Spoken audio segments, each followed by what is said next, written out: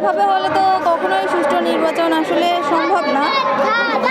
এখানে আমি একটা বলবো যে কোনো দল না, সবারই উচিত যে নিরপেক্ষভাবে যাতে নির্বাচনটা হয় এই দিকে সবারই থাকা উচিত। সেক্ষেত্রে আসলে খুলনাতে জামাতের বর্তমান অবস্থান কি এবং আপনারা কেন জামাতকে বেছে নিলেন?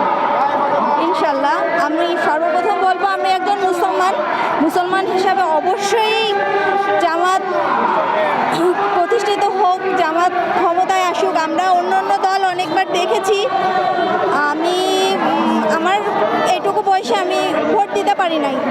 ইনশাল্লাহ এবার আশা করি ভোট দিব, আর চাই যে বাংলাদেশে ইসলামী এটা প্রতিষ্ঠিত হোক। আমরা দেখতে চাই যে ইসলাম আসলে যে আমাদের কতটা পরিবর্তন হয়। আমরা দেখি 5টা বছর তো দেখতে পারি, এতটুকুই আমাদের দেখা উচিত। আমি চাই, যেটা আমার নিজের মতামত আমি বলবো, যে আমি চাই ইসলামী শাসন ব্যবস্থা হোক। আমাদের ইসলামে আপনার ইসলাম ধর্ম আছে যে মানুষের প্রতি জুলুম নির্যাতন এগুলো হচ্ছে আমাদের ইসলামে নাই।